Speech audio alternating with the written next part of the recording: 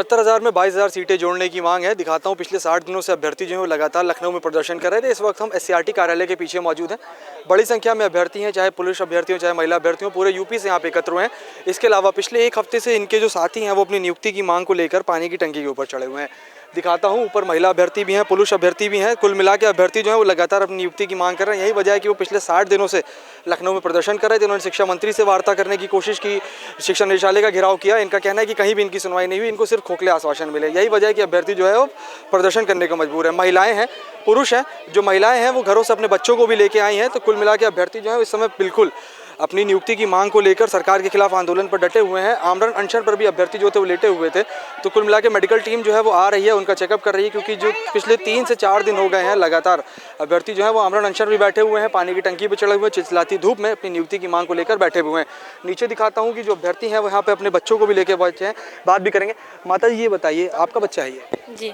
आप अपने बच्चे को लेके आई हैं, क्या आपकी मांग है, क्या आप चाह रही हैं कि अब सरकार सुन ले? अरे बेटियों को पढ़ाया जाता है इसलिए कि अपने योग्य बने। आज 1.5 महीने से यहाँ बैठे हुए उनका कुछ हो जाएगा तो कौन सरकार इसकी जिम्मेदारी रहेगी। तो आप चाहती हैं कि कुल मिला के अब आप लोग की सुनवाई हो जाए? हमारे लोगों की सुनवाई की जाए, 22,000 सीटें जोड़ी जाए। इसलिए बच्चे इस योग्य हैं जो उनको जोड़ा जाए।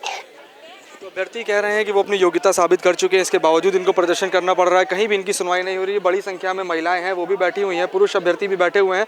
तमाम महिलाएं, हम बात भी करने का प्रयास करेंगे। मैम, चिलचिलाती धूप में आप यहाँ पे बैठी हुई हैं, लगातार आप लोग आश्वासन आप लोग को मिल रहा है, लेकिन कोई सुनवाई नहीं हो रही। सर, कोई सुनवाई नहीं हो रही। इतने दिन से हम लोग बैठे हुए हैं यहाँ पे, कोई सुनने नहीं आता है। हम योग्य हो के यहाँ सड़क पे धरना दे रहे हैं, जो हमसे कम योग्य हैं वो जाके वहाँ स्कूलों में नौकरी कर रहे हैं। हमारे भाई बहनों की इतनी तबीयत खराब है, उनका भी प्रॉपर नहीं अरेंजमेंट हो रहा है, मेडिकल का कोई भी नहीं आता है यहाँ पे। बस यही, बस थोड़ा सा हो जाता है, बस सब चले जाते हैं। सरकार को कोई ध्यान नहीं है कि क्या करना है क्या नहीं करना है। कोई आज तक सरकार की तरफ से कोई भी नहीं आया यहाँ पर। मैम, आप बताइए, आप एक महिला हैं, आप लोग प्रदर्शन कर रहे हैं, किस तरह की दिक्कतें आ रही हैं? सर, यहाँ पे बहुत सारी दिक्कतें, हमें आज यहाँ 2 महीने हो गया प्रदर्शन करते हुए। ना तो हमारे यहाँ टॉयलेट की भी व्यवस्था नहीं है। सब यहाँ ये सारी बिल्डिंगें हैं, इन सबको बंद करवा दिया गया हम महिलाओं के लिए। हम महिलाएं खुले में शौच करती हैं, खुले में नहाती हैं। ये दिक्कतें हैं ना, हमारे पास खाने के लिए पैसा नहीं है, हम सड़कों पर घूम रहे हैं, पर योगी जी सुन ही नहीं रहे। हमारे भाई बहन देखिए, आज चौथा दिन अनशन पे है, तिल तिल के मर रहे हैं। क्या उनको दिखाई नहीं पड़ता है? और क्या उनको उन तक कोई संदेश पहुंचता नहीं? सारे संदेश उन तक पहुंचते हैं। वो हमारी सीटें जोड़ दें और बेचारों को, भाई बहनों का अनशन तोड़वाएं और सारी सीटें जोड़ दें। वरना प्रशासन द्वारा कोई कोऑपरेट किया जाता है? कोई कोऑपरेट नहीं किया जाता, यहाँ कोई देखने तक नहीं आता। ये सब मर रहे, क्या होगा? कुछ भाई हमारे वहाँ टंकी पे चढ़े बैठे हुए, देखिए जाके आप क्या होगा अगर किसी को कुछ हो गया। अगर मान लीजिए चक्कर आ जाए, बिना खाए पिए वहाँ बैठे, चक्कर आ जाए तो नीचे गिरेगा तो क्या होगा उसके संग? उनके ही माँ बाप, भाई बहन, किसी के पति है, कोई किसी की पत्नी है, भाई है, बहन है। क्या योगी जी की तो कोई है नहीं परिवार? उनके परिवार ही नहीं तो क्या जानेंगे दर्द परिवार का? सच्ची बात यही है। अगर वो हमारी सीटें जोड़ दें, 68,500 की सीटें, जो 22,000 सीटें हैं वो 69,000 हम जोड़ दें और 1,37,000 पदों को पूरा भरें। हमारा उनसे यही संदेश हो, हमारे भाई बहनों का अनशन तोड़वाएं और सीटें जोड़ें आके। बस मैं उनसे यही हाथ जोड़ के, मेरा यही निवेदन है उनसे बस। कुल मिला के अभ्यर्थी जो हैं वो यहाँ पे डटे हुए हैं, चाहे महिला अभ्यर्थी हो, पुरुष अभ्यर्थी हो, सबका कहना है कि जब तक उनकी नियुक्ति नहीं हो जाती तब तक वो यहाँ पे इसी तरह से डटे रहेंगे। तमाम महिलाएं हैं, हम बात भी करेंगे और कुछ महिलाओं से। मैम, आप बताइए, किस तरह की दिक्कतें आ रही हैं? आप अपने घर से इतनी दूर आई हैं। दिक्कतें यहाँ बहुत है, हम क्या बोलें, पता नहीं योगी जी क्या बहरे हो गए हैं क्या, हमको ये नहीं समझ में आ रहा है उनसे कि या द्विवेदी। हम तो यही चाहते हैं कि जो सतीश द्विवेदी हैं वो यहाँ पे आए, हमारे सवालों का जवाब दें। अगर उनमें जरा सी भी शर्म बाकी है तो यहाँ आए और हमारे सवालों का, एक एक सवाल का जवाब दें। देखिए, सबसे पहले 2011 में मैंने 72 वाले फॉर्म भरा था, 1 नंबर से सिर्फ रह गया था। जो सीटें भरी थी, नेक्स्ट काउंसलिंग होने वाली थी, अचानक से आया, काउंसलिंग रोक दी गई। 6,000 से ज़्यादा ऊपर की सीटें थी। जब दोबारा काउंसलिंग का आया तो ये बोला कि वो सीटें 68,500 में जोड़ दी गई। किस बेस पे आपने जोड़ दी गई सीटें? उसका मानक बीएड था और उसका मानक बीटीसी था। किस बेस पे आपने जोड़ दी? जब आप बोल सकते हैं वो सीटें जोड़ दी गई तो ये 68,000, ये तो एक ही भर्ती का पास है, ये तो एक ही भर्ती का पार्ट है। इसको जोड़ने में आपको क्या दिक्कत हो रही है?